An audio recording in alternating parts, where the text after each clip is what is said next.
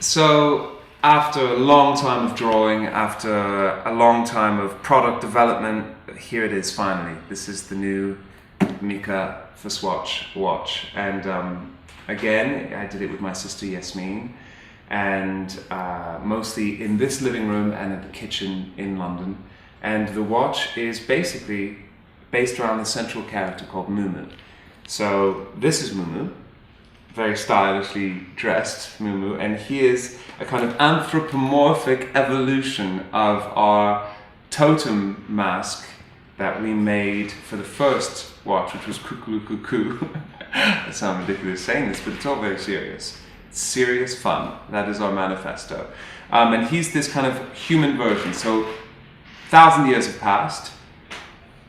The totem, the people that used to be in the packaging of the last watch have kind of fused together, and the result is Mumu. And he's just a kind of cool guy. He's full of hidden secrets. So there's all these little things like his key, and he lives in this world. We wanted him to inhabit a very precise aesthetic world, a visual world that's quite geometric, stuffed full of semantics and kind of signs and little bits from tribal culture, from Mexican culture, from even Portuguese culture, right through to our Middle Eastern culture, and some of the geometric shapes that we've kind of always grown up surrounded by and loving. And there's also this, there's the playful thing continues. You've got these new characters that have joined the family of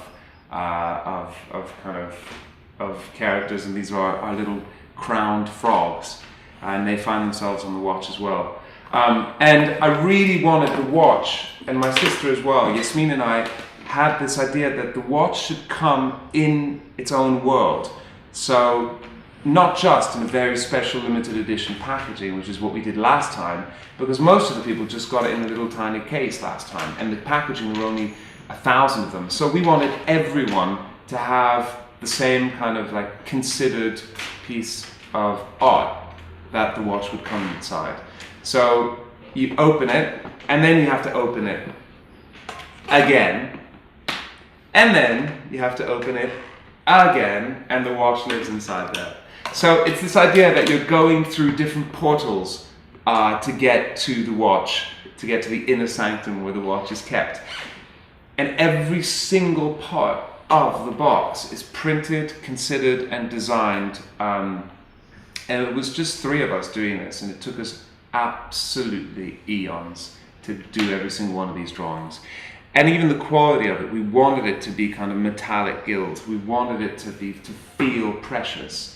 So it felt more like the packaging of some kind of important book than a watch, And I think that's really important, because so much of what we do is about trying to tell stories. We take a watch that there are plenty of amazing swatches that exist already. So what's the point of making another one?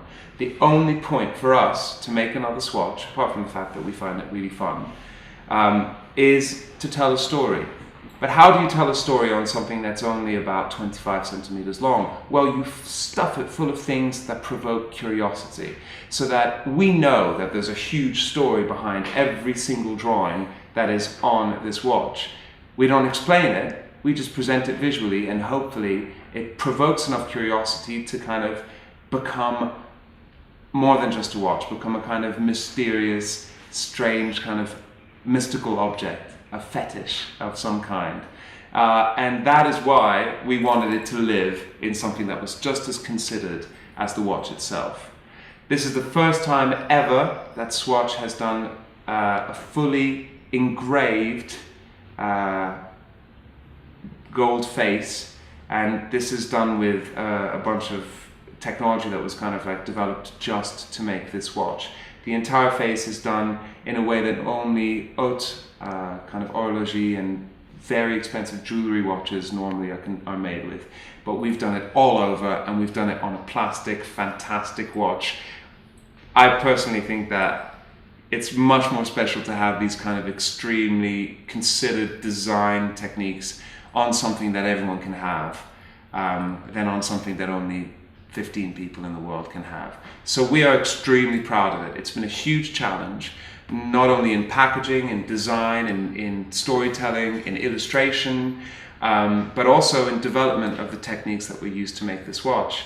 So as far as Yasmin and I and our collaborator at Swatch, who's Carlo Giordanetti, who we've harassed for so much time in order to get to this point, we can't wait for you to have this in your hand, and hopefully it'll become a precious little object for you as it is also for us.